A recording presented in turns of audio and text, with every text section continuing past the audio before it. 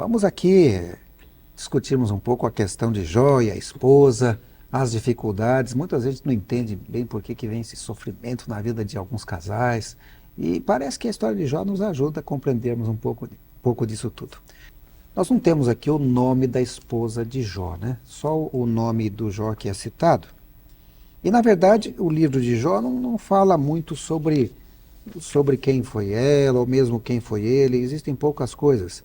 Parece, pastor Luiz Mário, quem escreveu a história de Jó foi Moisés, é isso? É verdade. Tudo indica, Jonathan, amigo, que o livro de Jó foi escrito por Moisés. A linguagem do livro é uma linguagem muito própria para os dias de Moisés e para os escritos que Moisés, fazendo um paralelo, uma comparação aqui entre Jó, o livro de Jó, e os escritos do Pentateuco, que são os primeiros livros da Bíblia escritos por Moisés, nós temos a impressão que está muito claro a linguagem, a forma da colocação, alguns costumes que aparecem futuramente, não aparecem no livro de Jó, dando assim a entender que o livro de Jó foi escrito por Moisés naquele período. Há questionamentos a respeito disso, mas nós aceitamos que Moisés foi o autor. Inclusive, existem alguns teólogos ou pessoas que têm estudado a Bíblia Sagrada que creem que foi justamente naquele período de 40 anos que Moisés esteve no deserto, ali em Midian, que ele teria escrito tanto os livros de Gênesis como o livro de Jó, não é isso? Exatamente. Na realidade, os livros o livro de Jó, a história de Jó é uma história bem anterior, né? Se crê que Moisés conhecia essa história, o povo conhecia essa história, porque ela é uma história bem anterior. E não há nenhum registro de nenhum outro autor escrevendo. E como foi Moisés, o homem que iniciou os escritos bíblicos, é mais uma das evidências de que ele realmente foi o escritor do livro de Jó. Vamos falar um pouquinho de Jó primeiro, né? Como é que era a questão espiritual de Jó? Era uma pessoa boa, uma pessoa fraca? Como é que era ele, pastor? Pastor, é interessante o que a Bíblia, o que Deus fala de Jó, né? A gente sempre, no mundo de hoje, nós nos preocupamos muito com aquilo o que as pessoas pensam de mim, o que as pessoas acham de mim. E às vezes o ser humano, ele leva a sua vida tentando agradar aqueles que estão ao redor dele. Mas a pergunta que devemos fazer para nós é o que Deus pensa de mim. E quando nós vamos à Bíblia, nós vemos Deus falando de Jó sendo um homem íntegro, um homem reto, um servo seu, temente a ele.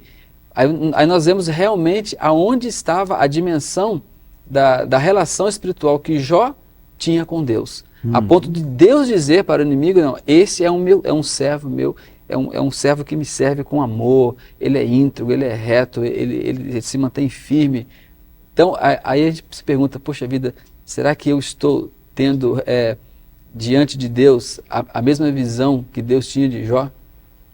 Será que eu estou diante de Deus sendo uma pessoa considerada como íntegro e reto? Então, Jó era uma pessoa que se destacava não só aqui neste mundo, mas acima de tudo, ele se destacava diante do seu Deus. E acho que isso é fundamental. Toda vez que se fala de sofrimento hoje, quando alguém está sofrendo, alguém diz assim, lembra de Jó.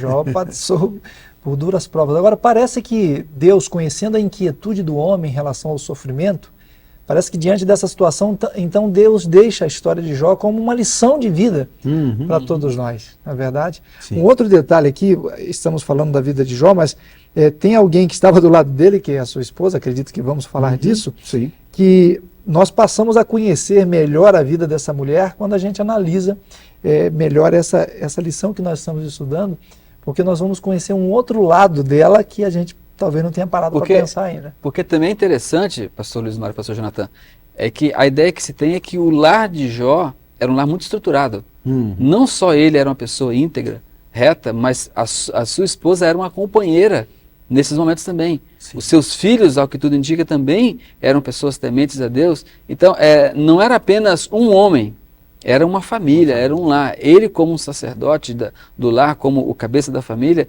ele estava conduzindo sua família, porque a esposa, ela aparece uma única vez que ela é citada na Bíblia, exatamente nesse momento, mas dá a impressão de que toda a experiência que Jó viveu antes do sofrimento, ela também viveu ao lado dele.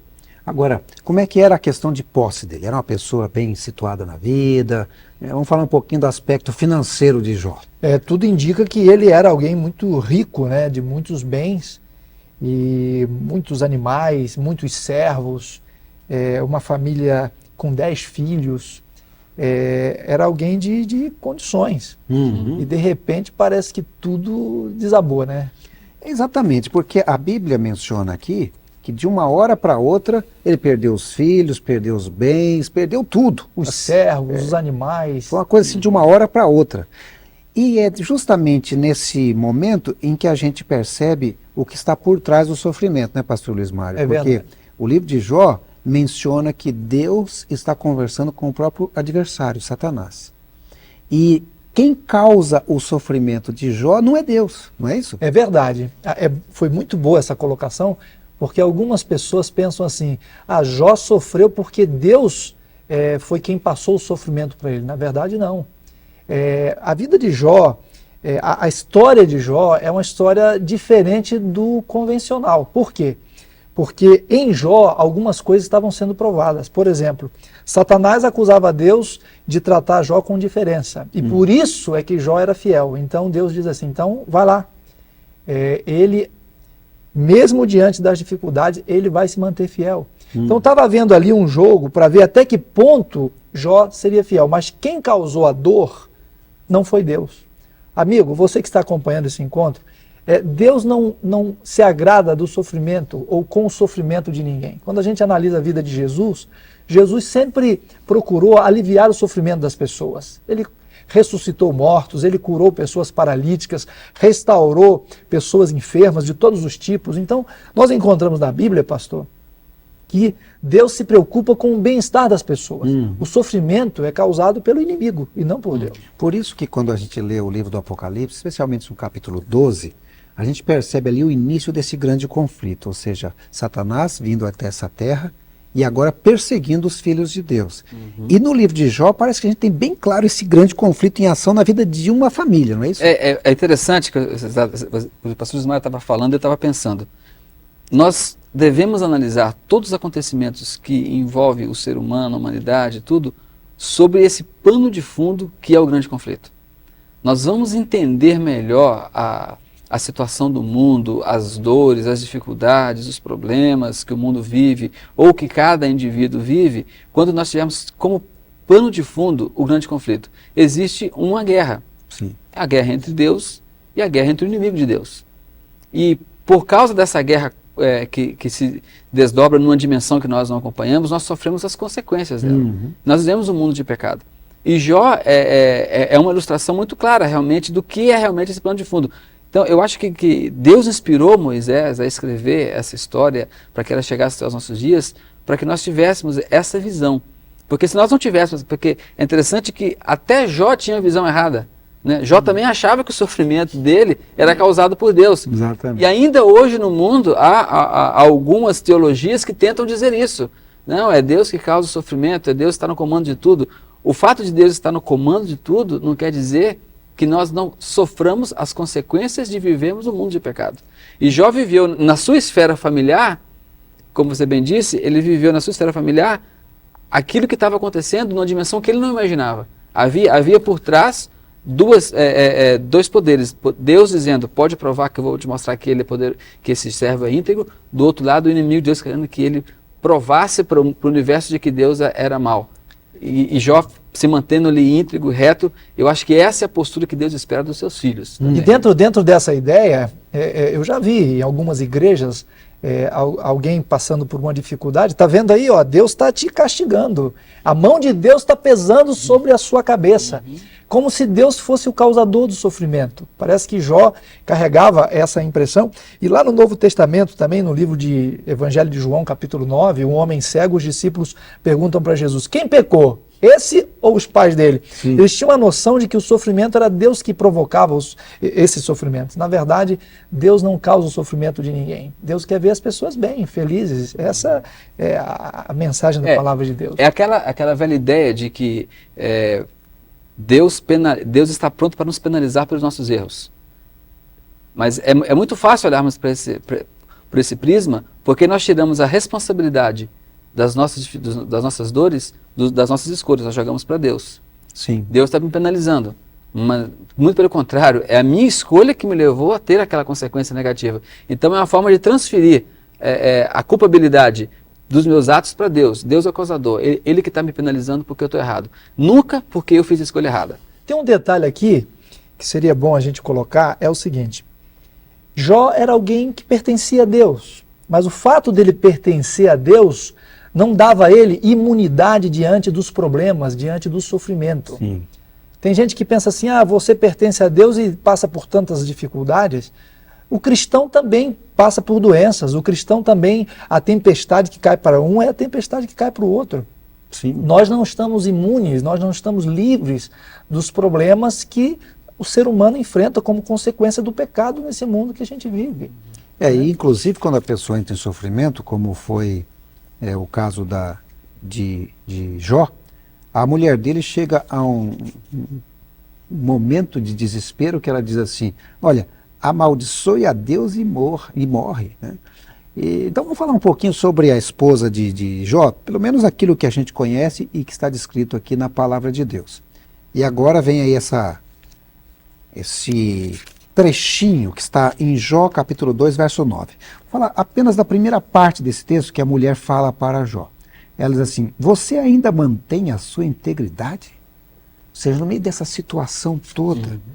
Tem gente que quando a coisa aperta, pula fora, né? Para usar assim, um termo simplista. Agora o cristão, ele aguenta, igual como diz o voto matrimonial, né? Na riqueza e na pobreza, pastor Luiz Mário. É verdade, na doença e na saúde, né? Sim.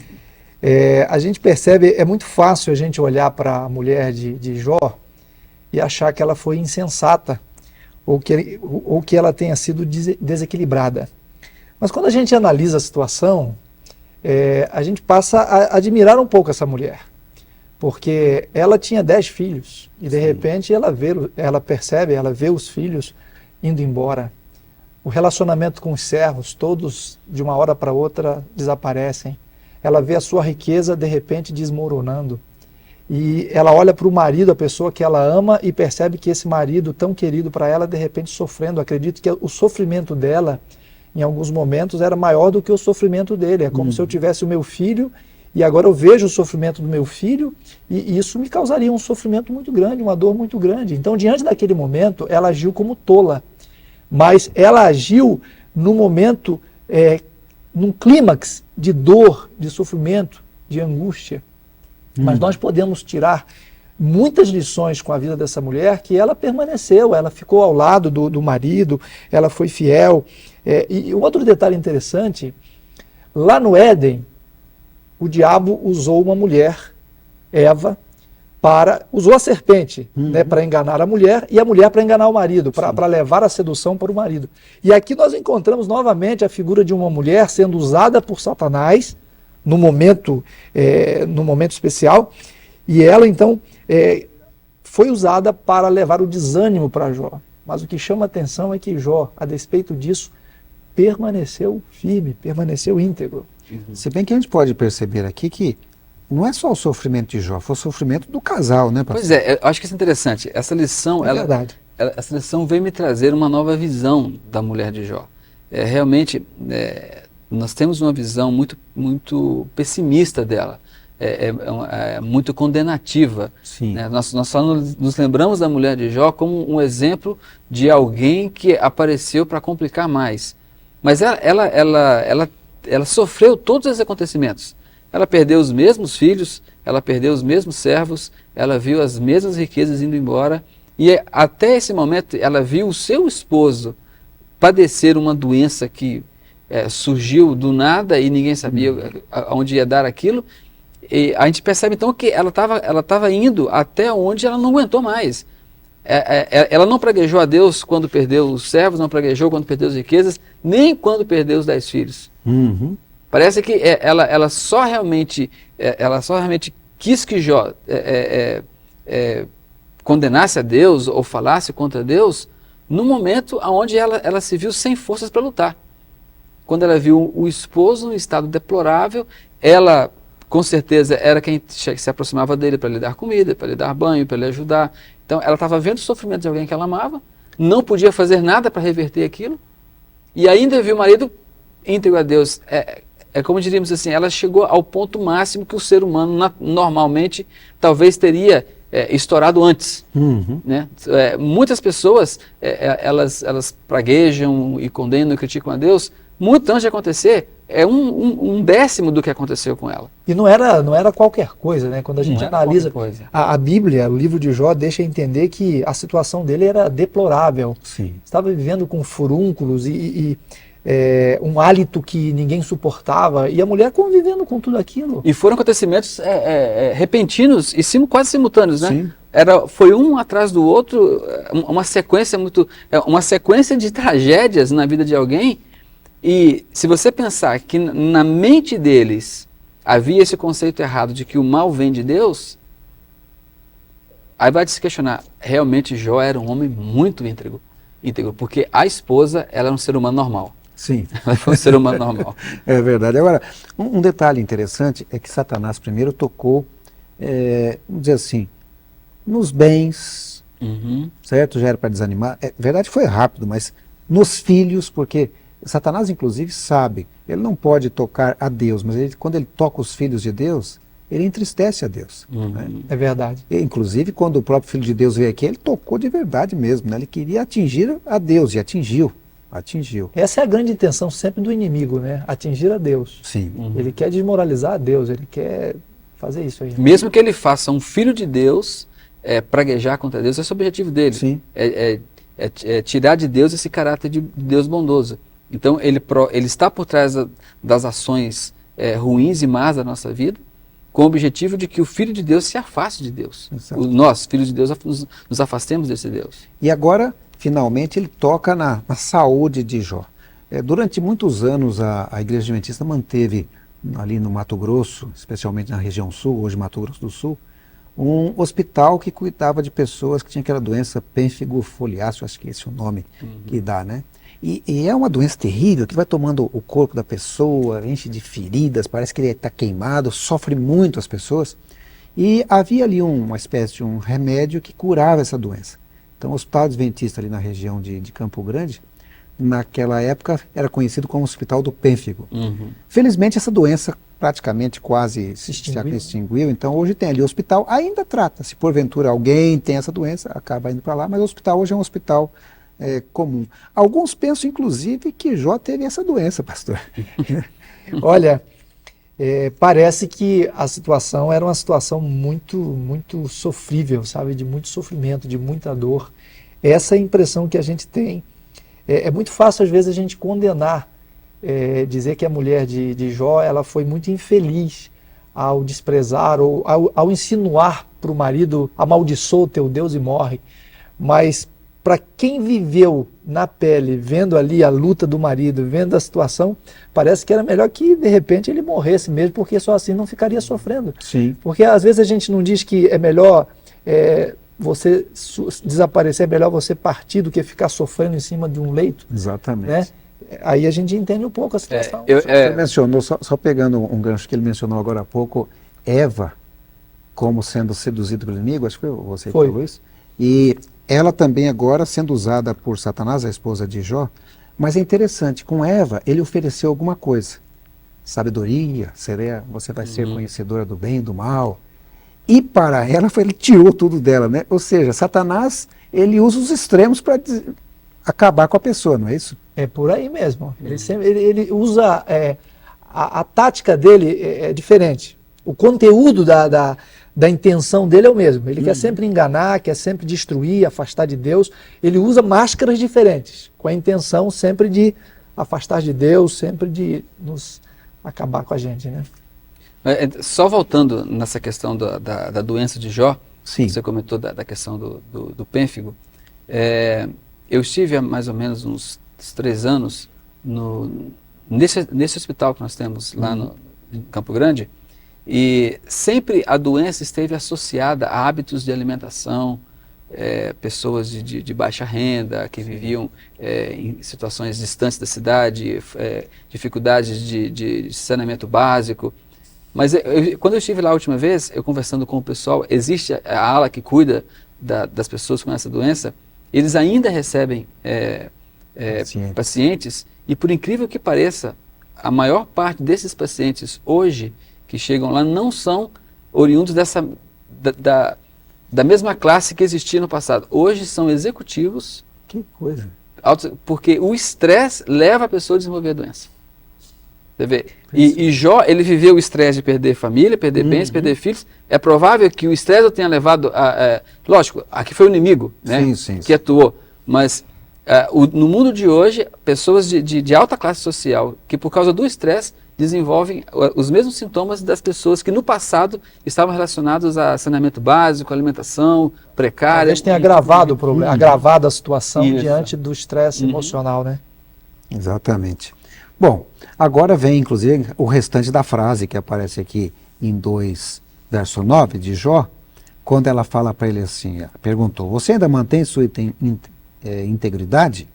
E aí eles amaldiçoe a Deus e morra. Ou seja, ela deu uma sugestão, é melhor você morrer. E antes de morrer ainda fala que esse Deus é maldito, porque ele fazer isso com você, ela estava pensando que era Deus que estava causando isso em Jó. É verdade. Essa é a mesma visão, né? Não só ela estava pensando, como o próprio Jó, na sequência do verso, ele fala, como eu vou fazer isso? Se Deus me deu tudo, ele pode me tirar também. Sim. Né? É a visão.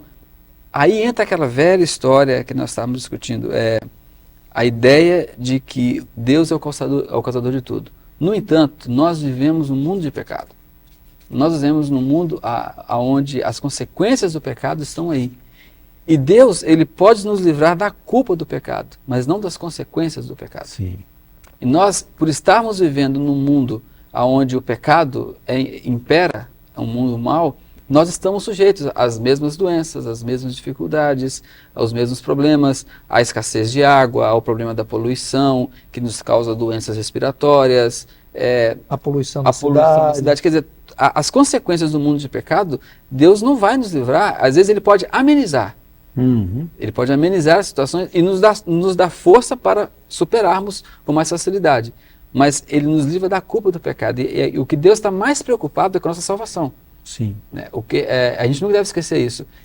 O caso de Jó, o exemplo de Jó, não é um exemplo que acontece com todos os filhos de Deus. É um pano de fundo para mostrar o que está por trás dos acontecimentos deste mundo. Na realidade, Deus nos protege e ser fiel a Deus, ser fiel àquilo que Deus nos orienta, nos dá benefícios, com certeza. Nós temos benefícios porque seguimos o plano de Deus nas nossas escolhas, no nosso casamento, na nossa saúde. Se seguimos o plano de Deus, nós vamos ter benefícios que vão nos ajudar a viver nesse mundo de pecado. Mas pode acontecer que em meio às dificuldades desse mundo, eu venha contrair uma doença que me leve à morte, que me faça sofrer. Deus vai me dar força em meio a isso, mas às vezes ele me livra, às vezes não, depende da sabedoria dele. Mas o que importa para Deus é que o seu filho saiba que ele não é o causador do mal. O causador do mal é o inimigo de Deus. Sim. E esse é o grande engano que Satanás tenta colocar na mente das pessoas. Não, Deus é o culpado. Deus que está te dando isso, então castiga Deus. Então eu vejo que a mulher de Jó, ela chegou no ápice e dizia assim, não, chega, para mim acabou.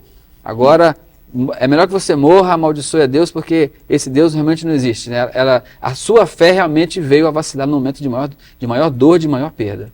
Inclusive, a palavra original aqui também é usada como abençoar. Então dá até a impressão que ela sarcasticamente falou assim, abençoa o teu Deus e morra, né? Ou seja, não é abençoa, ela estava dizendo amaldiçoa, mas no fundo, ela estava sendo sarcástica ali.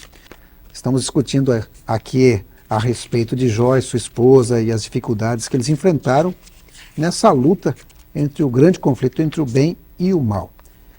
Falamos que a esposa de Jó chegou um momento que não aguentou mais e ela falou assim, olha, amaldiçoa a Deus e morre, não tem mais jeito. A indignação dela era legítima, né, pastor? É verdade. Interessante é que as duas sugestões dadas, Satanás sugeriu para Deus que Jó não permaneceria fiel. Não é verdade? Quando a gente analisa aí a situação, Sim. Deus manda que o inimigo olhe para a vida de Jó. E o que o inimigo diz para Deus? Satanás diz assim, não, ele está fiel aí porque ele não foi tocado, ele está tranquilo, na paz, então está tudo bem. Mas Deus diz, vai lá, experimenta. E Jó, então, frustrou o plano de Satanás porque Jó permaneceu fiel. Jó também surpreendeu a mulher, porque a mulher diz, amaldiçoa teu Deus e morre. Mas ele diz o quê? Eu nasci nu, eu nasci sem nenhuma perspectiva e Deus tem me abençoado, Ele me deu, Ele vai me tirar e Ele sabe o que é melhor para mim. Então, a postura de Jó é uma postura surpreendente. Essa é a mesma postura que Deus espera de mim. Que eu não dê motivos para que o inimigo deboche de Deus através da minha vida. Quantas vezes diante das provas eu abro mão e já me entrego e já cedo diante das propostas do inimigo. Deus espera que nós sejamos fiéis a despeito das provas, a despeito das dificuldades. Se Jó foi fiel, pastor Jonathan, nós também podemos. Deus não permite que nós sejamos provados além das nossas forças. Então, amigo, você também pode ser fiel. Deus está precisando hoje de pessoas íntegras, pessoas retas, como foi Jó, um exemplo de vida para todos nós. Eu acredito que por isso Deus permitiu que esse exemplo de vida ficasse em sua palavra, para que nós seguíssemos essas orientações, esse exemplo. Eu acho que é interessante essa colocação do pastor Luiz Mário, que o ser humano pode analisar a vida de Jó e dizer, mano, mas eu vou perder tudo, eu vou perder casa, eu vou perder filhos, e eu ainda vou ter, eu não vou conseguir, isso para mim é muito complicado. Eu nunca vou ter a fé que Jó teve, a integridade que ele teve, então eu vou cair. Mas veja, aí vem aquilo que o pastor Luiz Mário, o verso que ele citou. Deus nunca deixa sobrevir aos seus filhos provação acima da sua capacidade de superá-la. E ainda assim a promessa continua. Ele provém a força para que eu possa superar. Então, Deus sabia até onde Jó iria. Por isso que ele permitiu. E ele sabe até onde eu vou, ele sabe até onde o amigo que está nos assistindo vai, ele sabe até onde vai a sua força, a sua capacidade de resistir. E mesmo assim, mesmo em meio à nossa capacidade de resistir, Deus ainda está conosco, nos ajudando a superá-las. Então, provavelmente, Deus não vai me fazer perder, ou me deixar perder os filhos, tudo que eu tenho, porque Ele sabe que isso para mim vai ser muito complicado, vai ser muito difícil, a provação vai ser muito grande. Mas Ele vai deixar, sim, que as tentações venham até onde eu consigo resistir. E mesmo assim Ele está conosco. O pano de fundo, acho que essa é a grande lição. O pano de fundo é a guerra entre o bem e o mal. Eu tenho que saber, se eu estou do lado de Deus, eu vou ter forças para superar as dificuldades. Um outro detalhe aqui, pastor Gilvan, pastor Jonathan, é a questão da força das palavras. Eu gostaria de ressaltar esse ponto. Sim. Quando essa mulher olha para Jó e diz, amaldiçoa o teu Deus e morre, eu fico pensando aqui na força dessa expressão e imagino quando vamos visitar alguém que está no hospital e, por exemplo, ali a pessoa está vivendo momentos difíceis e você chega ali e diz assim, olha, você está mal, hein? Pelo jeito você não vai passar da semana que vem. Esse tipo de palavras vai fazer o que com esse doente? É capaz que morra. É capaz que morra. Mas se você leva aí uma expressão de ânimo, de otimismo, você vai talvez levantar essa pessoa. Isso acontece no dia a dia. Né? Você encontra com uma pessoa pelo corredor, olá, tudo bem, uma palavra animadora, você faz a pessoa se sentir bem. E o contrário também é a mesma coisa. O semblante fechado, aquelas palavras sempre críticas que colocam a pessoa para baixo. Eu gostaria de ressaltar aqui a força das palavras. Sim. Né? Jesus sempre usou as palavras para levantar as pessoas, para motivar as pessoas, e nós também devemos fazê-lo. Existe um texto aqui, 1 Pedro 1, 6 a 9, onde Pedro diz que nós somos entristecidos com todo tipo de provação. Mas ele coloca ali que isso é por um pouco de tempo. E eu percebo muito bem na vida de Jesus que ele também sofreu demais quando passou aqui nessa terra. Mas veja, ele sofreu por um período de tempo, né? Porque não fala muito do sofrimento de Jesus quando criança, do sofrimento de Jesus enquanto esteve trabalhando com seu pai, ele como carpinteiro. Mas Satanás fez Jesus sofrer. Esse mesmo Satanás que fez Jesus sofrer e Deus não pôde interferir, faz a mesma coisa nos dias de hoje. Faz as pessoas sofrerem e Deus não tem como interferir. Agora, uma coisa que a gente pode mencionar agora, nesse tempo final que nós temos, é a parte final. Nós não temos como falar do livro todo de Jó, mas quando a gente vai lá para o final da história, mas quando a gente abre aqui no finalzinho do livro de Jó, especialmente no verso 16 do último capítulo, que é o 42, aqui diz que depois disso Jó viveu 140 anos. Ou seja, ele viveu muito tempo depois disso ainda. Aqui diz também que no final da vida, Deus abençoou mais ainda do que antes. E ainda fala aqui das suas filhas. Ele diz que eram tão bonitas que cita até o nome das filhas. Ó. Gemima, Késia, e outro é um nome até esquisito aqui, Keren Rapuque. Olha que nome estranho. Ou seja, isso nem sempre acontece, mas no caso dele, Deus recompensou o final da vida dele com algo de bom, com muitas bênçãos. É interessante nós vermos, quando nós nos deixamos guiar por Deus, nós temos surpresas, né? Deus sempre nos surpreende com situações, com bênçãos, além daquilo que imaginávamos. A integridade de Jó, lógico, aqui é um caso de Jó, um caso bem específico, porque Deus permitiu que ele fosse até onde fosse, e depois, para mostrar que ele era Deus, deu a ele muito mais do que ele já tinha perdido, novamente os 10 filhos, novamente uma vida, e teve tempo de ver os filhos dos filhos, quer dizer, viveu muito tempo e farto de dias, quer dizer, é um caso específico, mas isso nos mostra mais uma vez que quando nós nos deixamos guiar por Deus e nos mantemos firmes aos seus preceitos e não questionarmos o que acontece na nossa vida, ou seja, mesmo em meio às dificuldades, estarmos fiéis a Deus, a recompensa depois é maior. É como você citou, o sofrimento é por um tempo breve. Sim. Deus não quer ver os seus filhos sofrendo aqui neste mundo. Deus quer dar bênçãos para os seus filhos. Lógico, vamos ter dificuldades, problemas. Vamos imaginar o caso de Jesus, né? Jesus ele sofreu a dor, né, na cruz, nos açoites, mas ele sofria a privação de não estar no céu, de ver pessoas morrendo, de ver pessoas doentes. Ele chorou quando Lázaro morreu. Ele viu o sofrimento e ele era atingido por esse sofrimento, da mesma forma que nós somos atingidos. E assim como Jesus em momento algum questionou, ele estava cumprindo um plano, nós também estamos cumprindo um plano de Deus aqui neste mundo. Um plano especial para cada um de nós. E Deus tem bênçãos reservadas a nós, não neste mundo, mas no mundo que Ele está preparando para cada um de nós. E aí a nossa mente não consegue imaginar. Não consegue mesmo, né? E eu chego até a pensar o seguinte, porque no final do livro aqui, em que amigos de Jó falaram também mal, achando que ele havia pecado, aqui diz que ele passou a orar pelos amigos.